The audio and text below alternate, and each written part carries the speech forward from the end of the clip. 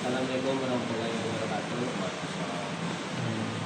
Perkenalkan, nama saya Irfan Christian dari kelas 12 TSM 1. Jadi saya hari ini akan mewawancarai guru TPSM saya, yaitu Pak Gayub. Juga. Ini Pak, saya mau nanya. Oke. Apa yang membuat Bapak tetap semangat dan ikhlas mengajar setiap hari?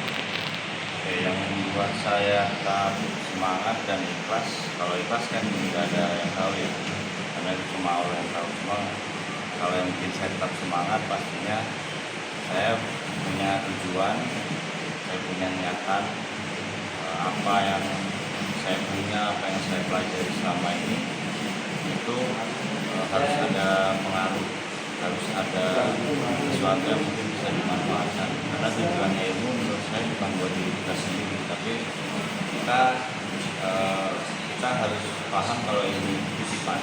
Kalau menurut saya ilmu itu titipan, jadi yang bikin saya semangat, saya dititipkan ilmu, mungkin dari Gusti Allah, pastinya juga dari Gusti Allah. Nah itu harus saya berikan lagi ke orang-orang yang membutuhkan. Nah, karena saya bekerjanya di sekolahan, saya sebagai guru, saya mengajar, jadi kebetulan saya berhadapan sama kalian, siswa-siswa yang peserta didik. Semoga kalian juga punya semangat belajar yang sama seperti semangat yang saya punya dalam mengajar. Jadi saya pengen kebetulan kita ketemu di sini ya, itu yang bikin saya semangat, apa yang saya punya yang dititipkan dari Allah. Assalamualaikum warahmatullahi wabarakatuh. Perkenalan, nama saya Ahmad Satria Al-Faridi. Di sini saya akan mewawancarai pedagang kantin sekolah. Baik, Bu. Saya ingin bertanya. Iya.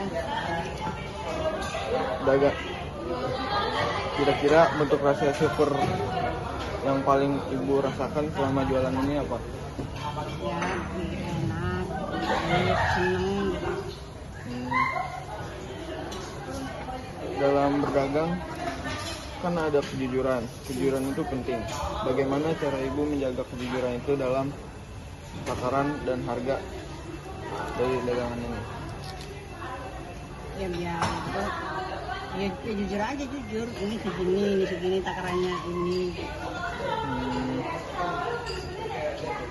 Gak ada bohong-bohongan. Emang dari sana segitu. Ya. Dalam berdagang pasti ada suka dukanya. Doa atau pengingat apa yang biasa Ibu baca agar tetap sabar dan tenang?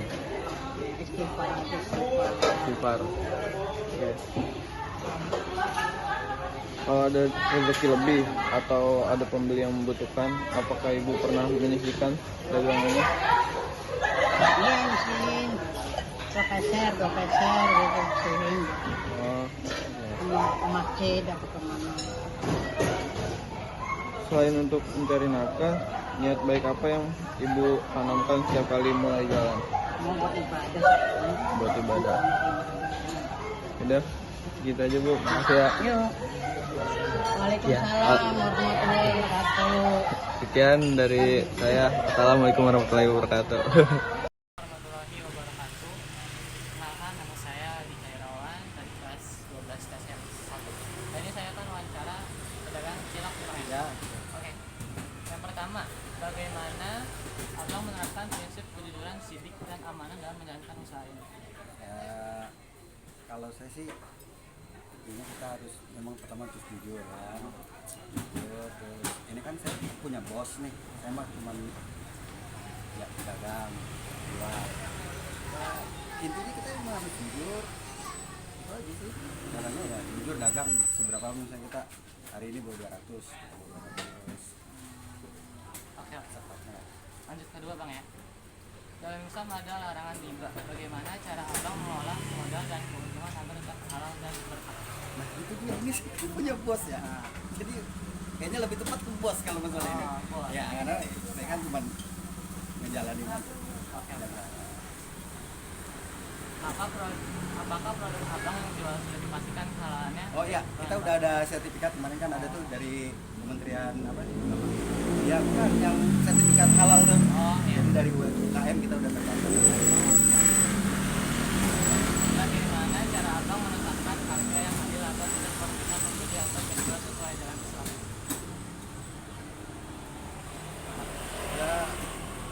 menetapkan harga ya.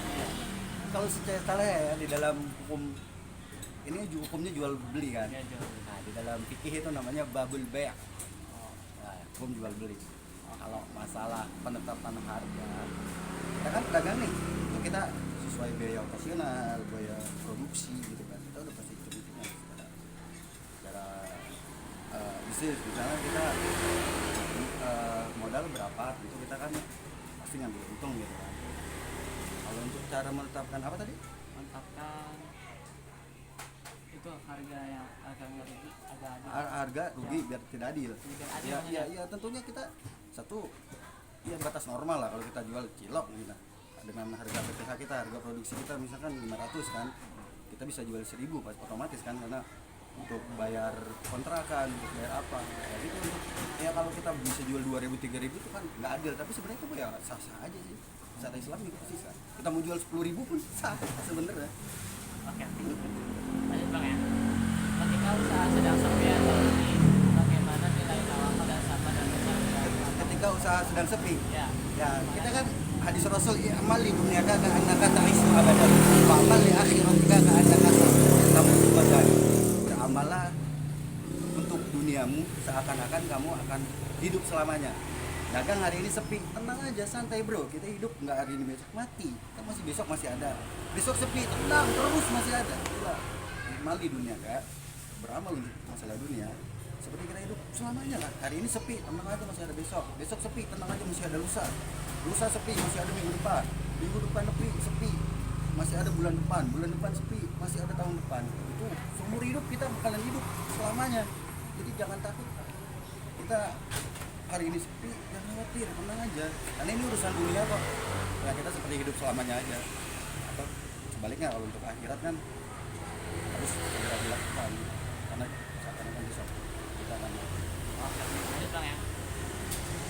Apakah abang rutin melakukan zakat, usaha, atau sedekah? oh tentu. Itu kita di bos pun kita bahkan tiap Jumat pun itu kan ada Jumat berkah. Jadi di sana di pusatnya Ciputat ini. Oh, kita. Kita pusatnya Ciputat.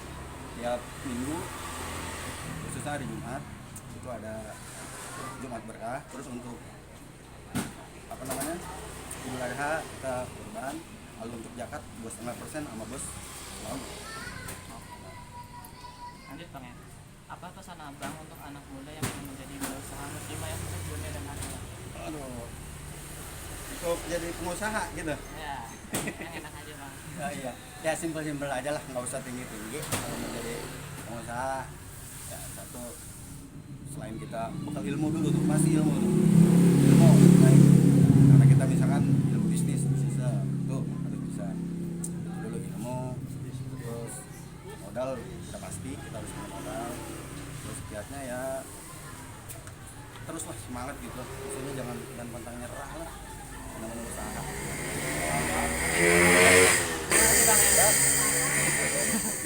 Assalamualaikum warahmatullahi wabarakatuh.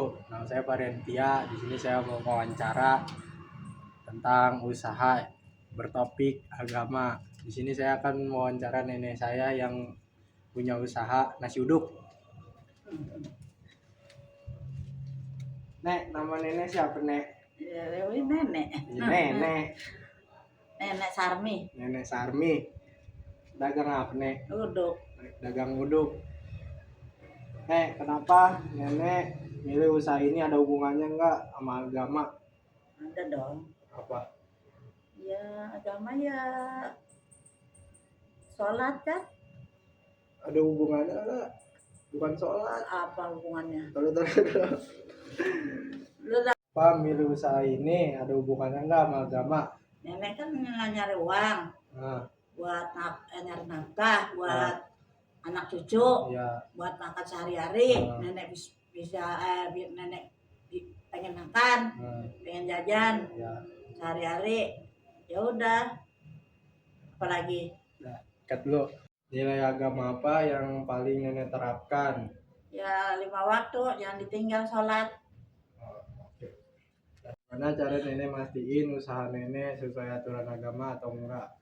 Ya kita jangan bohongin orang, nyari duit yang halal, yang redo. Jangan bohongin orang, jangan nipu orang, mudah. Pertanyaan keempat, pernah ada tawaran besar gak tapi haram? Pernah, tapi nenek nggak mau. Kenapa? Ya haram. Iya. Nenek maunya halal. Iya. Apakah usaha nenek ikut bantu orang lain enggak? Enggak, buat sendiri. Buat sendiri? Iya lah, ngapain bantu orang lain? Ya. Nah. Nomor 6, kesulitan terbesar apa saat nenek usaha dengan cara yang baik? Ya bangun malam, Bangun malam terus apa lagi? bikin uduk, Udah. iya, gorengan. Sulit. Pesan untuk anak muda yang mau usaha tapi taat agama. Iya, misalnya jangan bohongin orang.